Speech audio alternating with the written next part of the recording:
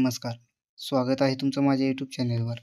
तर कृषी विभागाच्या नव्या बोधचिन्ह म्हणजेच लोगो व घोषवाक्य टॅगलाईनसाठी जनतेकडून या ठिकाणी प्रस्ताव मागवण्यात येणार आहे आणि त्या प्रस्तावावरती ज्या कोणाचे या ठिकाणी बोधचिन्ह किंवा घोषवाक्य हे चांगलं असेल तर त्यांना बक्षीस रूपात एक रक्कम दिली जाणार आहे. याविषयी आपण आजचा आपला व्हिडिओ असणार आहे. तर जाणून घेऊया संपूर्ण व्हिडिओ. तर तुमच्यासमोर अशा प्रकारे सार्वजनिक आवाहन कॉल फॉर प्रपोजल अशा प्रकारचे दिसत असेल आणि याचा विषय हा कृषी विभागाच्या नव्या बोधचिन्ह म्हणजेच लोगो व घोषवाक्य टॅगलाईन साठी जनतेकडून प्रस्ताव मागवणे अशा प्रकारचा आहे.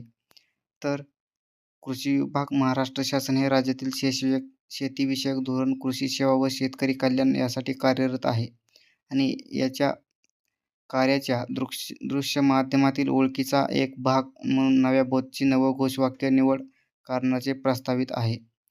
यामध्ये तुम्हाला प्रस्तावासाठी अपेक्षित बाबी या ठिकाणी दिलेल्या आहेत. तर बोधचिन्हासाठी लोगो कृषी विभागाच्या कार्यपद्धती, मूल्य, धोरणे आणि मिशनचे प्रभावी प्रतिनिधित्व करणारा असावा.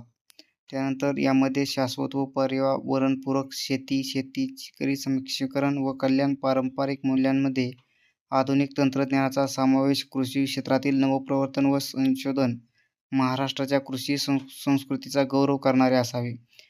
त्यानंतर विभागाच्या उद्दिष्टे, मूल्ये आणि शेतकऱ्याच्या हिताशी सुसंगत असावा. रंग, रूपरेषा व अक्षराचे योग्य संतुलन असलेला असावा. तसेच डिजिटल व मुद्रण माध्यमांमध्ये योग्य असावा. मौलिक व स्वतः तयार केलेला असावा. कॉपीराईट उल्लंघन नसावा. फाईल फॉर्मॅट JPG किंवा PNG मध्ये 300 DPI आणि factor format AI SVG PDF मध्ये चालेल. त्यानंतर बोधचिन्हात आकार व रंग याची सुसंगती असावी. बोधचिन्हात वापरलेले रंग अर्थपूर्ण असावेत. आकार हा A4 किंवा त्याहून मोठा आकारात स्केलेबल. तपशील लेखन, संकल्पनेचे वर्णन करणारा संक्षिप्त परिचय असणारा अनिवार्य आहे. तर बोधचिन्हासाठी अशा प्रकारे अनपेक्षित बाबी आहेत. तर घोषवाक्यासाठी मराठी भाषेत असावा. प्रेरणादायक व लक्षवेधी विभागाच्या कार्याशी संपर्क असावे. अन्य कोणत्याही खाजगी, शासकीय, निमशासकीय विभागातील संस्था, कार्यालय यांच्या घोषवाक्यातील नक्कल नसावी. तपशील लेखनमध्ये संकल्पनेचे वर्णन करणारा 100 शब्दांचा संक्षिप्त परिचय अनिवार्य आहे. त्यानंतर याच्यामध्ये तुम्हाला जर भाग घ्यायचा असेल तर याची पात्रता ही सर्व भारतीय नागरिकांना खुली आहे. त्यानंतर वैयक्तिक, नोंदणीकृत शैक्षणिक संस्था यांना सहभाग घेता येईल. तसेच प्रवेश शुल्क या ठिकाणी तुम्हाला कसलेही लागणार नाही. त्यानंतर एक स्पर्धक प्रत्येक घटकासाठी जास्तीत जास्त 2 प्रस्ताव सादर करू शकतो. त्यानंतर बोधचिन्ह व घोषवाक्यासाठी स्वतंत्र प्रस्ताव सादर करणे, एकच स्पर्धक दोन्ही घटकासाठी प्रस्ताव सादर करू शकतो. त्यानंतर मित्रांनो, सर्वात महत्त्वाचं म्हणजे या ठिकाणी बक्षीस स्वरूप हे दिलेले आहे. त्यामध्ये आपण बोधचिन्हासाठी प्रथम पारितोषिक हे 1 लाख रुपये असणार आहे. त्यानंतर प्रथम क्रमांक वगळून गुणानुक्रमे पहिले 2 विजेते आहेत त्यांना या ठिकाणी प्रत्येकी 10,000 रुपये मिळणार आहेत.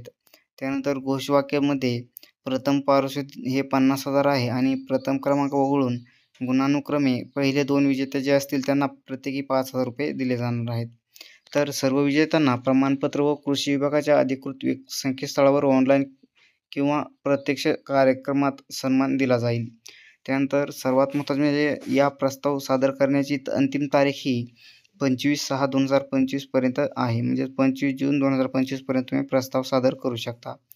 प्रस्ताव सादरीकरणाचे माध्यम हे केवळ ऑनलाईन म्हणजेच ईमेल कृषीpublicity@gmail.com याच्यावरती केली जाईल.